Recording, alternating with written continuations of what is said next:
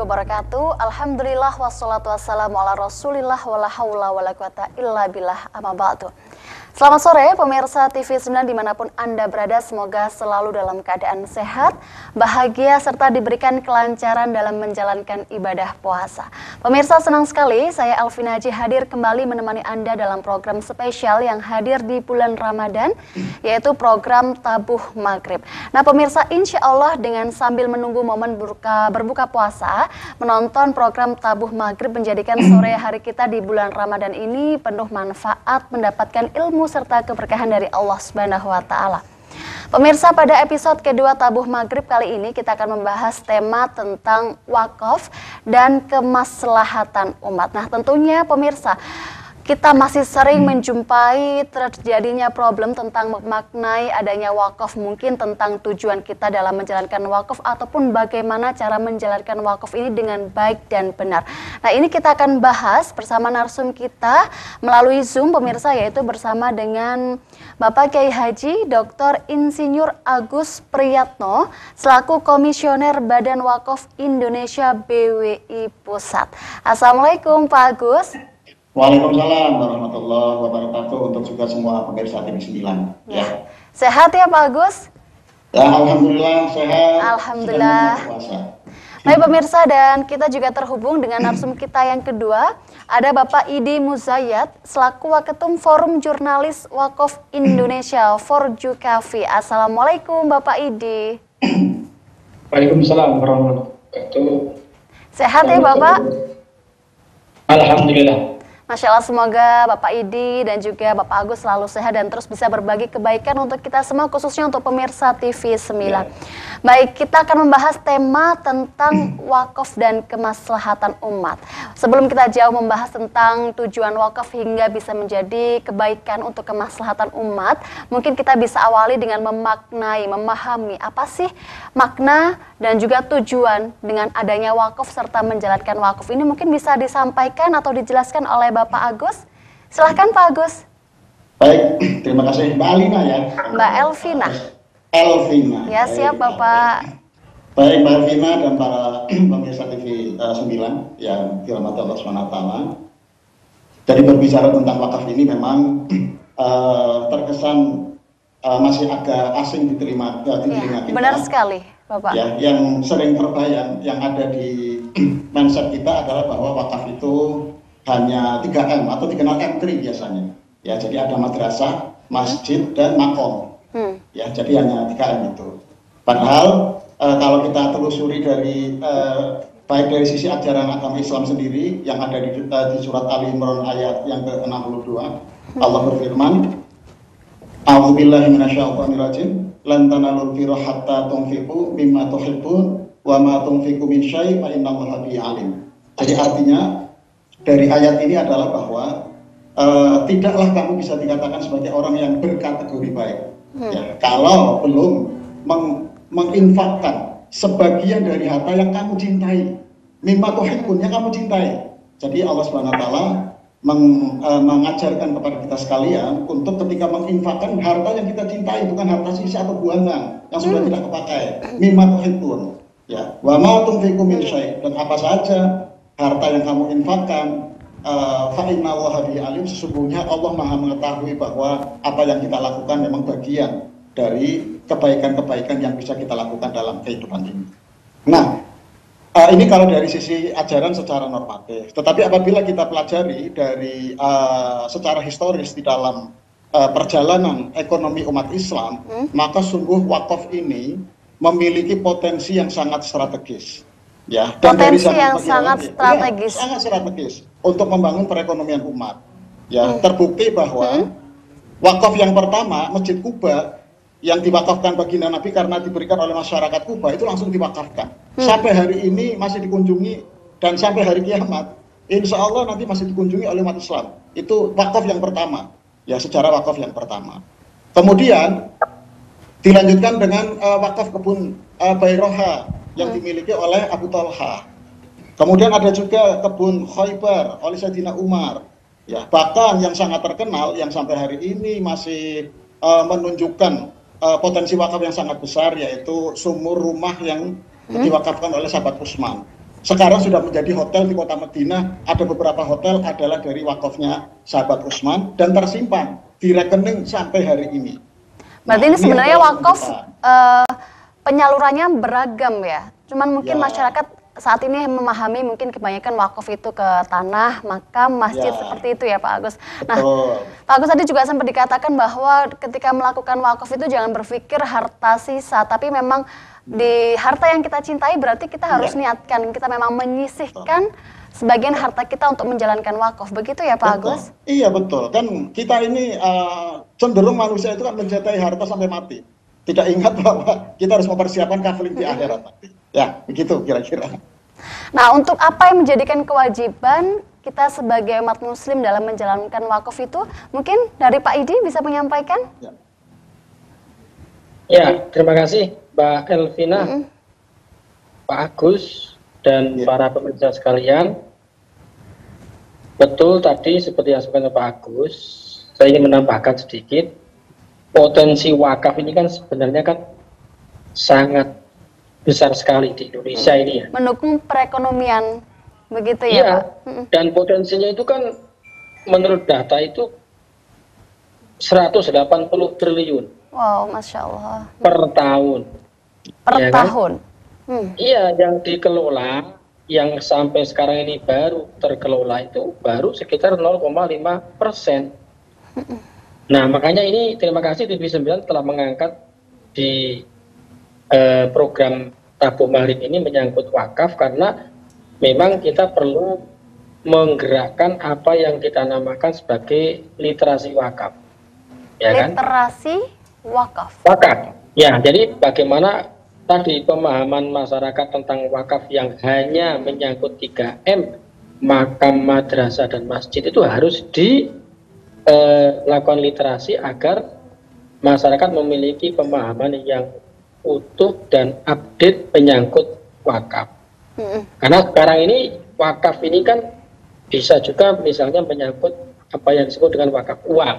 Nah, Agus nanti menjelaskan bagaimana wakaf uang itu yang sudah digerakkan di Indonesia, di launching ya oleh Presiden itu kurang lebih tahun 2000 berapa Pak ya? 2010-an ya? Iya, awalnya di zamannya Pak SBY sudah 2009. 2009 sudah Ya, di launching wakaf sudah uang itu. launching.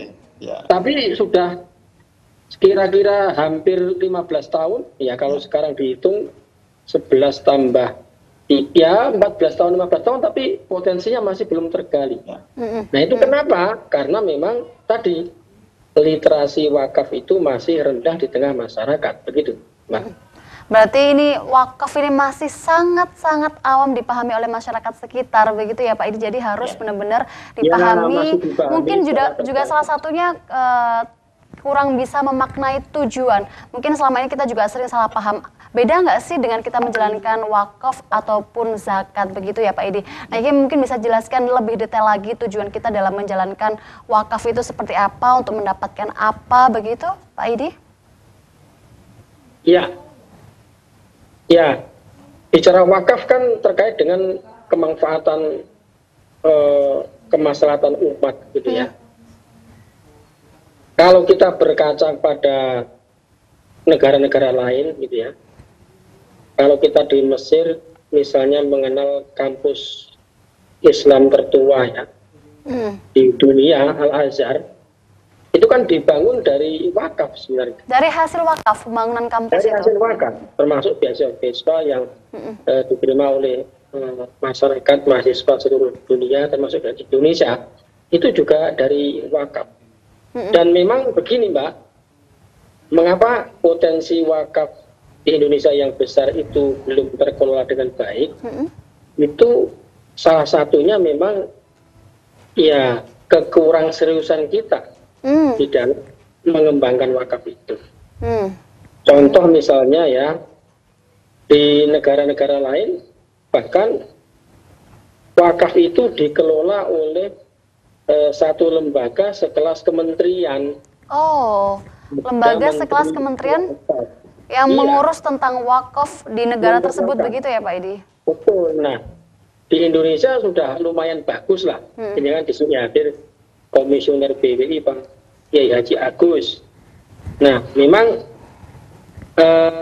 itu anggaplah sebagai langkah awal, tapi ke depan butuh keseriusan yang lebih untuk mengelola wakaf oleh Badan Wakaf Indonesia. Mungkin Pak Agus bisa menjelaskan. Ya Pak Agus, mungkin bisa ditambahkan terkait tujuan agar kita sebagai masyarakat Indonesia bisa lebih memaknai wakaf dan mungkin bisa dengan senang hati dengan kesadaran kita menjalankan wakaf tersebut. Iya, jadi begini Mbak Elvina, jadi memang yang harus kita ikut bangga dengan masyarakat Indonesia, menurut World Giving Index, bahwa Indonesia itu adalah negara nomor 1 yang paling dermawan. Masya Allah, negara paling 1 dermawan, harus disyukuri ini. Dermawan di dunia. Nomor 2 Kenya ya, dan nomor 3 itu Australia. Ya. Nah, kedermawanan ini adalah merupakan modal besar bagi kita, terutama masyarakat Muslim, yang mereka itu sebetulnya kalau kita lihat dari jumlahnya saja, kalau katakanlah sekarang umat Muslim itu ada 220 juta. Ya, kemudian kalau dari sisi tingkat penghasilan, kalau berdasarkan statistik dari BPS, itu kan mereka yang berpenghasilan menengah, itu kira-kira ada pada... Kita lanjutkan kembali kajian kita. Tadi Pak Agus sempat menyinggung bahwa negeri kita ini, Indonesia, menjadi negara nomor 1 yang paling dermawan. Begitu ya Pak Agus. Nah, apakah masyarakat di Indonesia ini sejatinya sudah memahami dengan baik benar tentang wakaf dan sudah menjalankannya? Mungkin bisa kita lanjutkan Pak Agus? Ya baik, para pemirsa sekalian, jadi memang berbekal dari atau berbasis dari kedermawanan sosial yang ada di Indonesia, memang ini menjadi modal besar. Ya, sebetulnya untuk menjadikan kebaikan-kebaikan ini bisa untuk mengangkat tingkat ataupun harkat kehidupan secara ekonomi ataupun sosial masyarakat Indonesia. Nah, kenapa sekarang wakaf ini sementara belum berperan optimal ya? Baru optimalnya saja belum sampai maksimal. Belum. Optimal saja belum. Jadi kenapa belum optimal? Yang pertama adalah bahwa memang masyarakat masih pasif dengan harta atau aset wakaf ini. Ya dibiarkan tergeletak begitu saja. Tanah-tanah aset wakaf sekarang banyak di Indonesia itu banyak yang tidak dimanfaatkan. Kemudian juga seandainya dimanfaatkan tidak produktif sehingga tidak memberikan kemaslahatan bagi umat ini tadi. Untuk kemanfaatan ibadah betul. Ya, untuk kemudian beberapa hal menyangkut bagaimana pemanfaatan untuk makom atau pendidikan betul. Tapi sekarang yang sedang didengungkan oleh Badan Wakaf dengan para penggiat wakaf di seluruh Indonesia adalah bagaimana wakaf itu menjadi potensi yang besar ya untuk menjadi jembatan ya, mendekatkan antara orang-orang atau masyarakat yang ada di garis kemiskinan bisa untuk hidup secara layak. Itu yang sekarang sedang kita perjuangkan. Ya Pak Agus, ini berarti menjalankan wakaf ini harus berdasarkan kesadaran dalam hati juga ya Pak Agus untuk mendukung jalannya wakaf ini. Nah, apakah ada dasar hukum dalam menjalankan wakaf Pak Agus?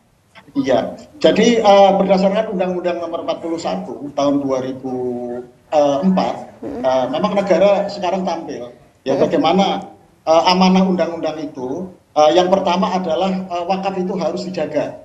Ya, artinya dijaga itu yang sudah ada kita pelihara betul, jangan sampai hilang atau berkurang. Sebab banyak kasus Mbak, wakaf itu ternyata di belakang hari oleh ahli warisnya dituntut, gitu loh. Bahkan ada beberapa catatan di BWI itu masjid sampai dibongkar. Masjid dibongkar? Iya, karena dituntut ahli waris berubah pikiran setelah diwariskan, gitu. Jadi yang pertama dijaga, yang kedua dilindungi. Jadi wakaf itu harus dilindungi. Apa artinya? Bahwa apabila suatu saat wakaf ini terkena atau tergusur oleh proyek-proyek yang untuk kepentingan umum, maka kita harus tetap melindungi aset wakaf tadi. Dan yang ketiga, bagaimana kita bisa mengembangkan wakaf itu menjadi potensi yang produktif, sehingga sekali lagi wakaf bisa ikut tampil menjadi salah satu pilar pembangunan nasional, khususnya untuk membangun peradaban umat Islam yang di Indonesia ataupun seluruh dunia. Gitu. Nah, ini mungkin yang harus sangat-sangat disadari oleh masyarakat, melihat hasil dari wakaf tersebut menjadi optimal dan juga yang penting membuat kemaslahatan umat, begitu ya Pak Agus. Nah, mungkin juga masih ada sering bingung kita sebagai masyarakat tidak menjalankan wakaf dengan baik karena mungkin merasa disamakan dengan zakat, sudah menjalankan zakat. Nah, ini dari Pak Idi mungkin bisa dijelaskan perbedaan dari wakaf dan juga zakat. Pak Idi, silahkan. Iya, bedanya yang mendasar antara zakat dan wakaf. Kalau di wakaf itu harta yang diwakafkan itu nilainya tidak berkurang. Nilainya tidak berkurang. Tetap, gitu ya. Jadi wakaf itu kan tetap atau bertahan, gitu ya.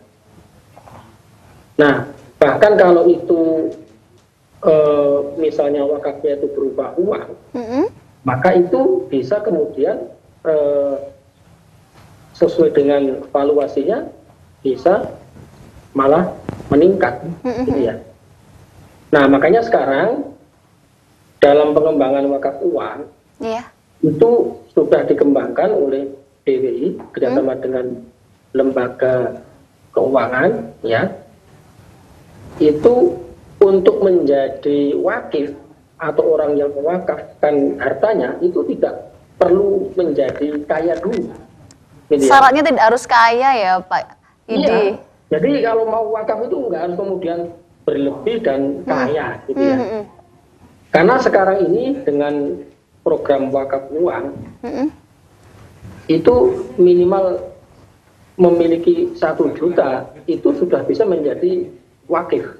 1 juta itu untuk yang diwakafkan atau penghasilan yang dimiliki 1 juta Untuk terus yang diwakafkan. untuk yang diwakafkan minimal. Iya, minimal 1 juta itu kita bisa berwakaf, gitu ya. Nah, melalui apa? Ini BWI kerjasama dengan lembaga keuangan syariah sudah bisa menerima setoran wakaf uang itu. Nah, dengan wakaf uang itu maka kemudian uang yang diwakafkan itu nggak berkurang. Bahkan sebaliknya kalau itu menyangkut investasi uang maka itu bisa berkembang pada akhirnya, gitu ya. Nah, ini mungkin Dan bisa manfaatnya digambarkan juga lebih jelas lagi Pak Idi. Nilai tadi tidak berkurang tapi bisa berkembang, itu contohnya seperti apa?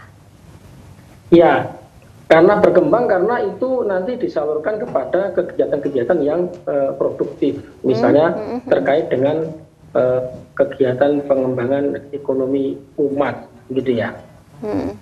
Nah, yang dikembangkan oleh BWI misalnya, sekarang ini ada pembuatan rumah sakit mata, gitu ya.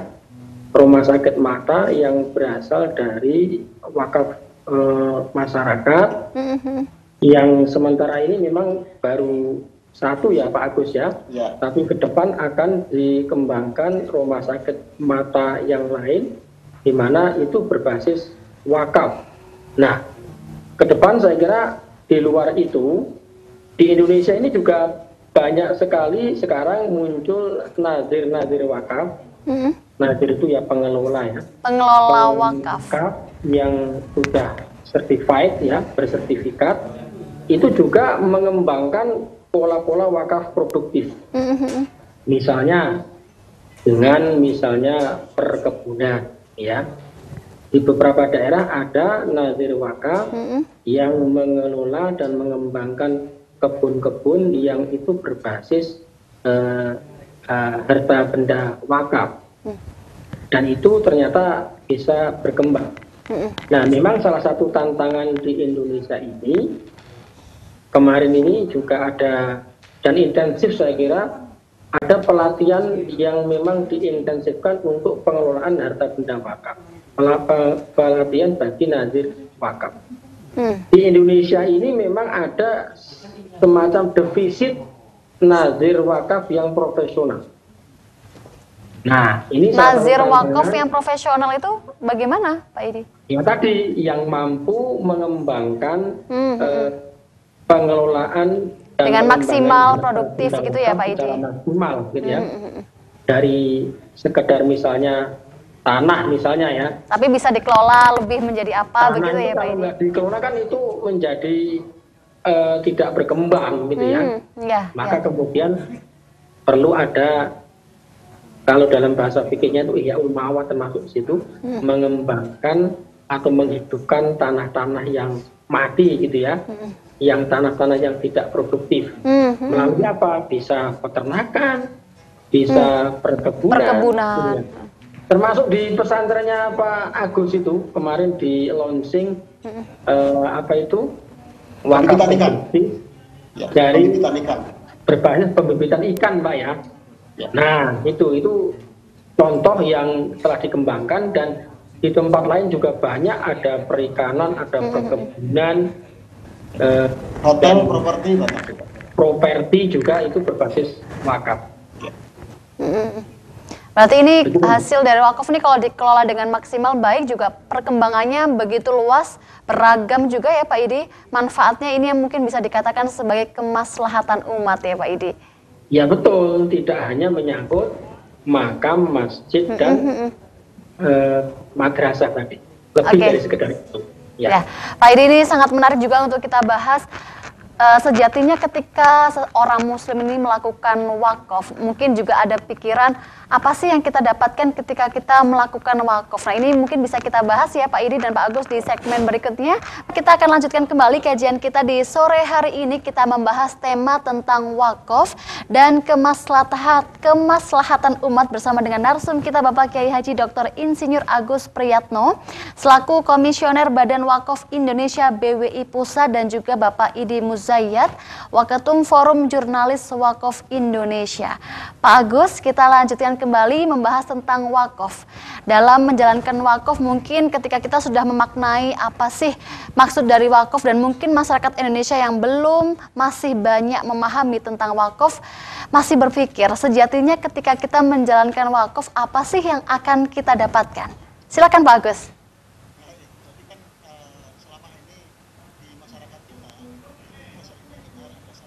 Pak Agus, audionya masih belum terhubung.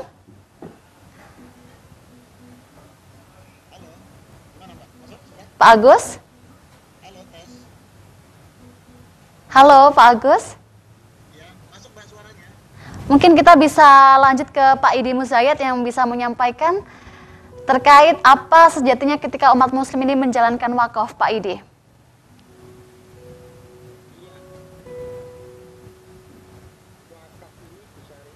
Halo Pak Idi, audionya masih belum keluar, masih belum terdengar Pak Idi. Kalau di saya masuk nih Pak, di saya masuk nih. Di sini terdapat. Oh ya, Pak Agus saya sudah mendengar. Baik Pak Agus, bisa disampaikan? Iya, bisa masuk suaranya ya? Iya sudah Pak Agus, sudah diterima. Ya.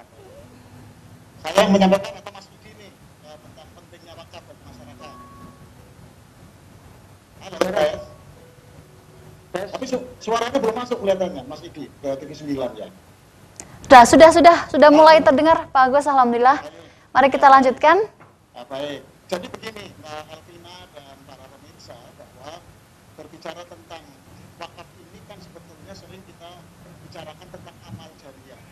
Mohon maaf Pak Agus, tapi suaranya volumenya terdengar sangat kecil. Pak Idi, halo Pak Idi, apakah sudah terhubung? Pak Idi, apakah Pak Idi bisa mungkin menyambungkan? Halo Pak Idi. Halo, ya. Iya, volumenya juga sangat kecil. Halo, tes. Ya, ini jelas di saya sih, Di Mas sini Idi. jelas. Iya. Oke. Baik Pak Agus, sudah kembali normal audionya. Bisa dilanjutkan? Baik. Jadi berbicara tentang wakaf, maka sebetulnya di masyarakat kita referensi tentang perbuatan yang baik, yang amalnya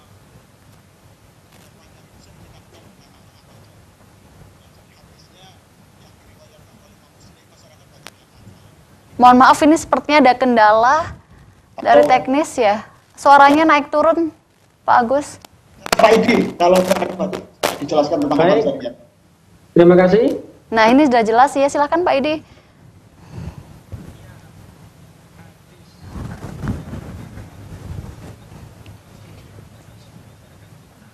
Atau mungkin ini audio monitornya, audionya. Adama ing koto amalu illa min salasin. Iya Pak Idi, ya.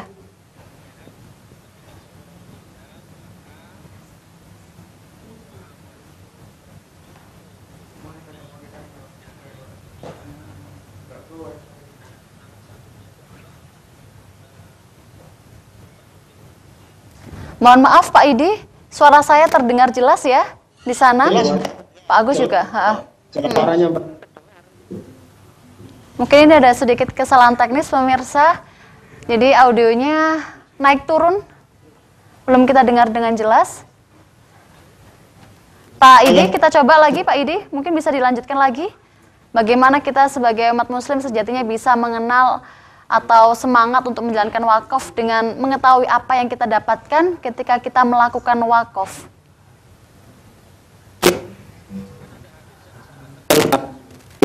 Dan kita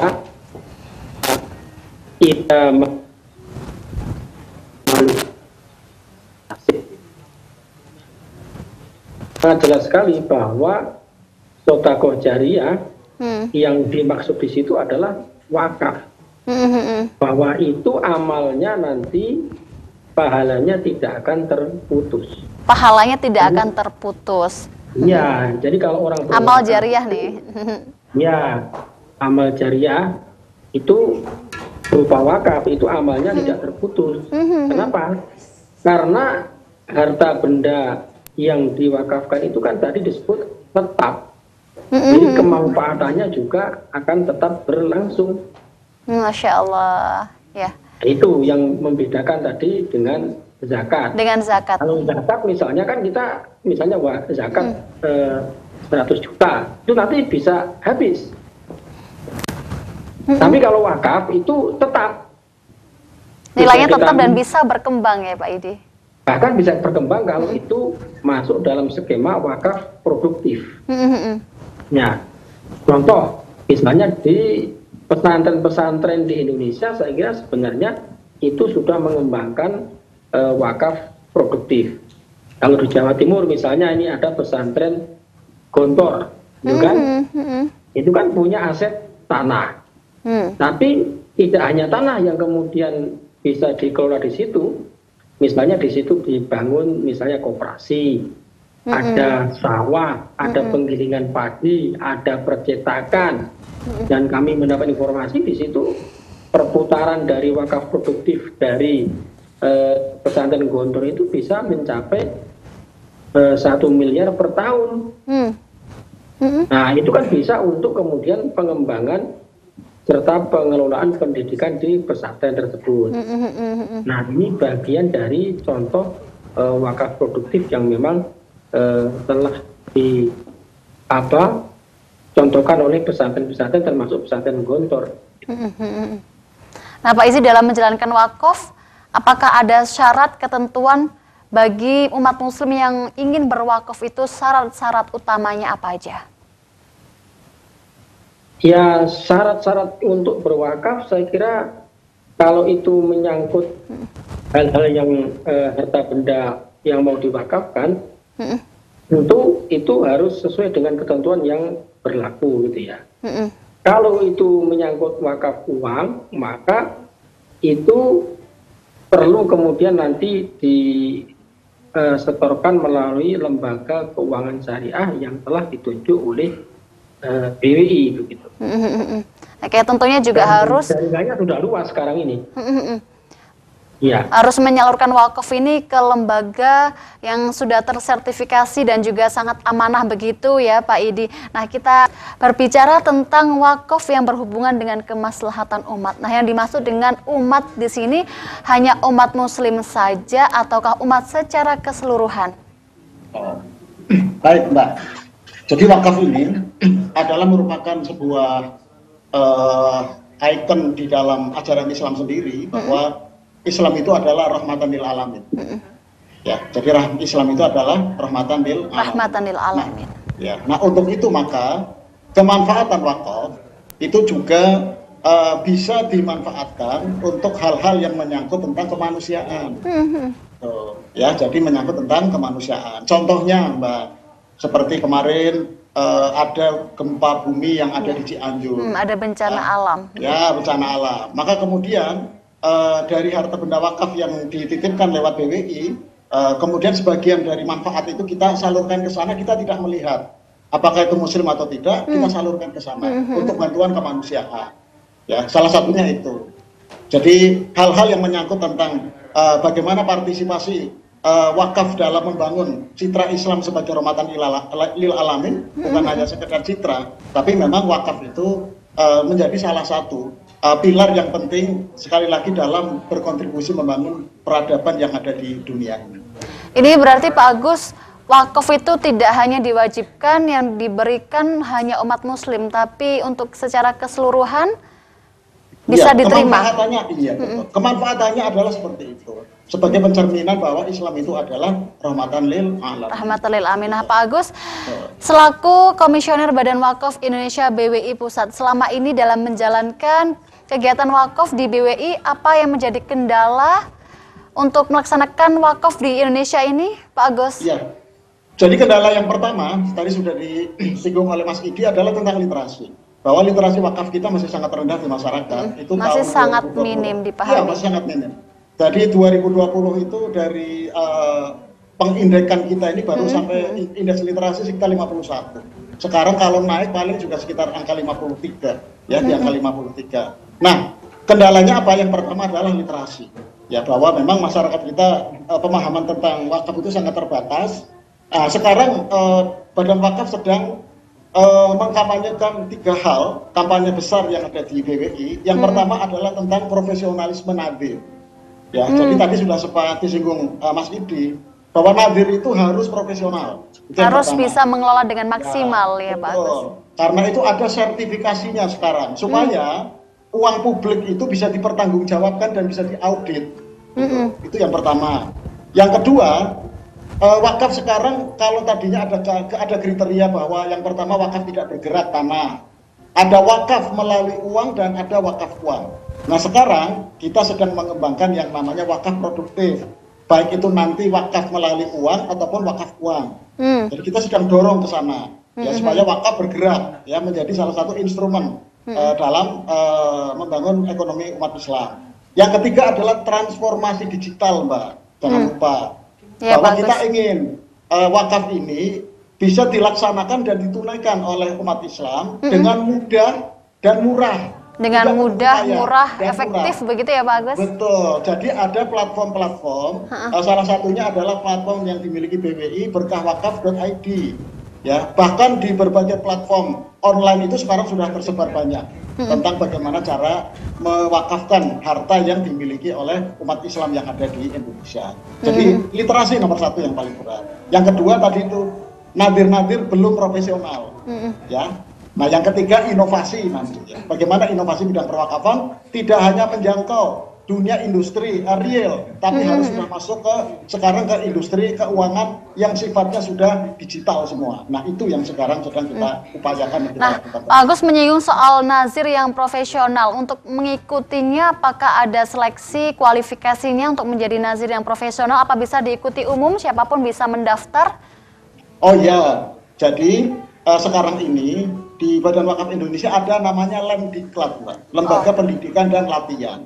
Lemdiklat, ya. Lemdiklat. Jadi bagi para pengelola wakaf, ya, nadir yang kita sebut nadir tadi, yang kepingin berkembang dengan baik, dipercaya oleh masyarakat, bekerja profesional, kemudian bisa memberikan manfaat yang besar untuk berkontribusi dalam membangun ekonomi umat dan bangsa, maka dia diminta untuk mengikuti Lemdiklat. Nah, setelah dia ikut Lemdiklat, nanti akan ada ujiannya, Mbak, ada asesmennya. Masih ada proses ujian juga ya, Pak Agus? Ada sertifikasinya. Nah, Mas Idi ini salah satu yang sudah melalui rangkaian itu. Masya Allah, Alhamdulillah. Jadi sudah termasuk Mas Idi ini sudah profesional menjadi nadir. Amin. Nah, jadi itu yang sekarang sedang kita kampanyekan di masyarakat. Jadi yang pertama literasi, kedua mencetak nadir-nadir yang profesional, yang ketiga kita sedang bertransformasi ke era digital dan kita harus bisa mengikuti. Oke, siap. Terima kasih Pak Agus dan Pak Idi. Nanti kita umat. Pak Agus dan Pak Idi, di akhir segmen ini mungkin bisa disampaikan sedikit kesimpulan dan juga pesan-pesan kepada masyarakat Indonesia dalam menjalankan wakaf agar lebih semangat. Mungkin bisa diawali dari Pak Idi, silahkan Pak. Ya, terima kasih Mbak Elvina dan pemirsa sekalian. Mengingat potensi wakaf yang cukup besar tapi belum tergali dengan baik, maka kami mengajak kepada masyarakat untuk lebih giat untuk berwakaf, terutama untuk wakaf produktif. Kami dari Forjukafi, Forum Jurnalis Wakaf Indonesia, yang dipimpin oleh Pak Wahyu Muryadi, itu ingin membantu ya BWI dan lembaga nazir wakaf dalam artian mengajak masyarakat agar lebih giat lagi dalam berwakaf. Jadi harus lebih semangat dengan memahami tujuan dan juga hasil yang terpenting ya Pak Edi dengan adanya wakaf membangun perekonomian negeri kita, begitu ya Pak Edi. Dari Pak Agus mungkin ada tambahan? Ya, jadi Mbak Elvina, bahwa di dunia ini tidak ada yang abadi. Ya, jadi semuanya akan musnah, semuanya akan hilang dan berganti. Tetapi wakaf yang kita jadikan sebagai bahagian dari kebaikan-kebaikan kita, terutama untuk kesiapan kita nanti di akhirat, itu akan tetap ada atau keberadaannya tetap ada dan terus mengalirkan manfaat. Allahu Akbar. Karena itu kita harus yakin dan kita harus berhitung betul. Jadi orang yang berwakaf adalah orang yang betul-betul pandangannya multidimensi. Melihatnya jauh sampai ke akhirat, bahwa hartanya akan dibawa sampai ke sana sehingga dipastikan kita punya rumah di dunia, punya kendaraan di dunia, jangan sampai kita jadi gelandangan di akhirat. Masya Allah. Siap, terima kasih Pak Agus dan Pak Edi atas kesempatan waktunya dan juga ilmu yang dibagikan untuk kita semua. Insya Allah berkah manfaat. Ini memberikan kesadaran untuk kita semua, khususnya pemirsa TV 9 dalam menjalankan wakaf ini sangat penting, terutama untuk kemaslahatan umat, dan ini menjadi amal jariah untuk kita semua. Nah pemirsa, sebelum kita akhiri program, ada informasi menarik untuk Anda yang mungkin melaksanakan kegiatan buka bersama, dan juga di situ ada tausiah dari para kiai, mungkin ingin diliput oleh tim dari TV 9, silahkan untuk menghubungi nomor 082131744321. Dan juga untuk pemirsa TV 9 yang ingin melaksanakan kegiatan buka bersama dengan keluarga, teman, sahabat, rekan kantor, bisa datang di Taman Dayu Golf Club and Resort. Di sana akan menyuguhkan paket buka bersama Kampung Ramadan dengan harga sekitar 150.000 per pax-nya. Dan juga Anda bisa menikmati puluhan menu khas Ramadan all you can eat. Dan juga tentunya pemirsa jangan lupa saksikan program-program spesial Ramadan di TV 9, yaitu ada program Sahur Bareng pada pukul 2 waktu Indonesia Barat, dan juga ada Mutiara Ramadan bersama Sarung BHS pada pukul 17:28 waktu Indonesia Barat. Terima kasih pemirsa, Anda sudah menyaksikan program Tabuh Maghrib. Saya Alvin Haji mohon undur diri. Sekian, wallahul muwaffiq ila aqwamit thoriq. Wassalamualaikum warahmatullahi wabarakatuh. Sampai jumpa.